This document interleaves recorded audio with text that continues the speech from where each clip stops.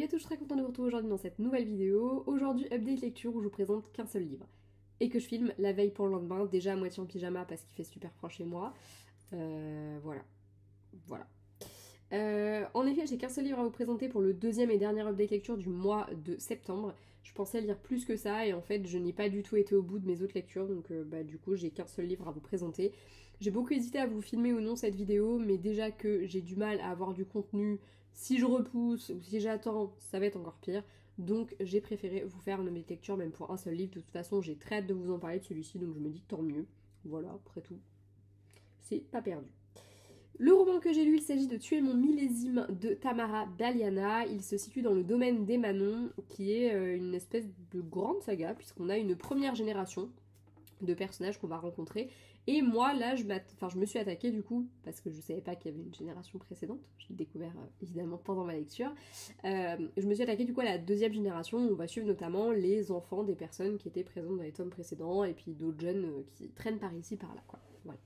Donc je pense que pour quelqu'un qui a lu la saga de base, c'est plutôt cool à découvrir. Et puis pour moi qui débarque complètement, c'est plutôt pas mal aussi. Franchement, je kiffe mon moment. Le domaine de Manon, c'est un vignoble. C'est du coup particulièrement intéressant à découvrir. On va avoir vraiment toute la chaîne, entre guillemets, depuis les vendanges jusqu'à la mise en bouteille en passant par la vente et tout ce qui s'ensuit. Et je trouve ça hyper intéressant de découvrir des personnages qui évoluent dans ce milieu-là. Et on va suivre Louis qui vient de reprendre la gérance, qui est le nouveau directeur, puisque son père a des petits soucis de santé, donc a été obligé de mettre un peu de côté le travail. C'était pas forcément ses ambitions, mais il accepte de relever le défi. Et on va également suivre Siana qui, elle, est en train de terminer ses études. Elle est en stage de fin d'études au domaine des Manons. Et tous les deux se rendent ensemble à une fête de 1er de l'an, enfin du 31 janvier du coup.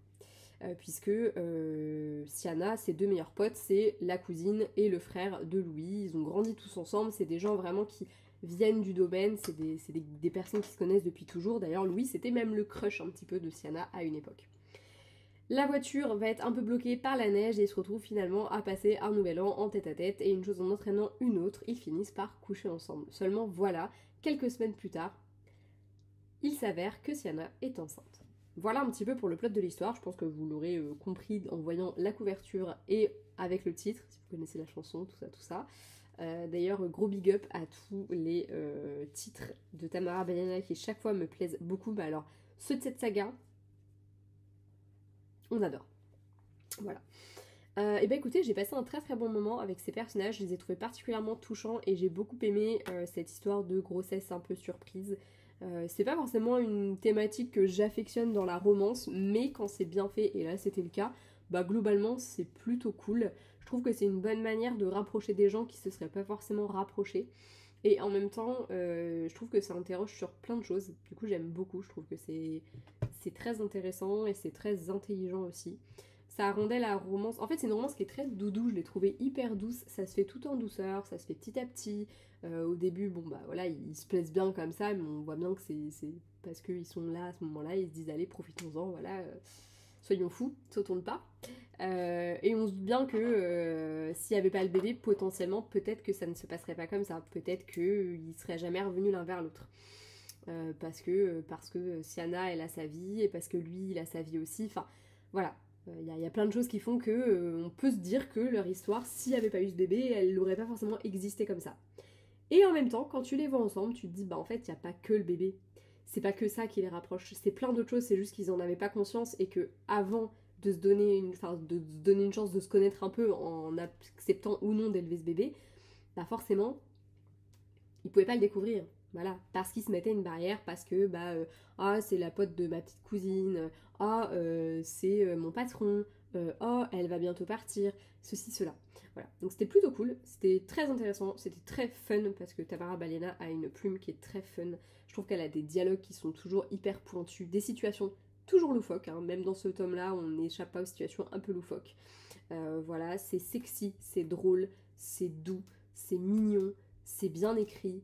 et ça se lit super bien. Et en plus de ça, c'est disponible dans l'abonnement Kindle. Moi, c'est comme ça que je l'ai lu et je suis super contente d'avoir eu cette occasion parce que c'est la première autrice que j'ai lue avec mon abonnement Kindle.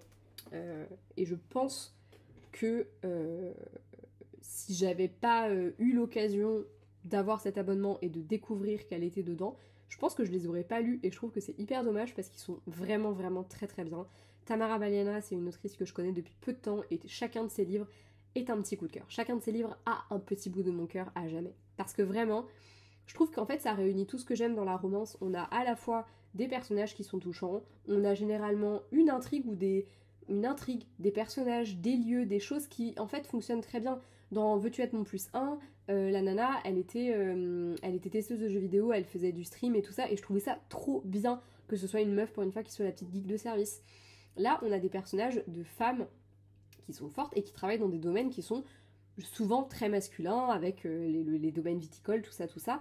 J'aime le fait que d'ailleurs, dans ce domaine des Manons, on ait plein de corps de métier qui soient mis en avant. Je trouve que c'est hyper intéressant, parce que là, elle, par exemple, je sais plus ce qu'elle gère, mais elle a un lien avec les achats, la vente, tout ça, et voilà. Dans le truc précédent, l'autre, elle était chargée de l'événementiel, la nana du tome d'avant. Enfin voilà, on a vraiment, en fait, je trouve, un florilège de personnages, de métiers, un espèce d'univers qui est créé à part entière, qui fonctionne trop bien. Et ce que j'aime aussi beaucoup dans cette saga, du coup, c'est qu'on va retrouver tous les personnages qui gravitaient dans les autres tomes. Alors certes, moi j'ai lu que celui juste avant, j'ai pas lu toute la saga, la première saga du domaine des Manons.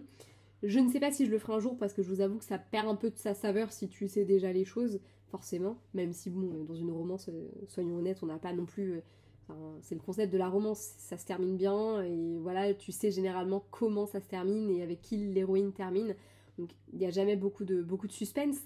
Mais quand même, y a des petits détails des fois où je me dis ah ouais, est-ce que vraiment j'ai envie de le lire, je sais pas, parce que maintenant que je sais ça, ça va me gâcher le truc. Donc je sais pas.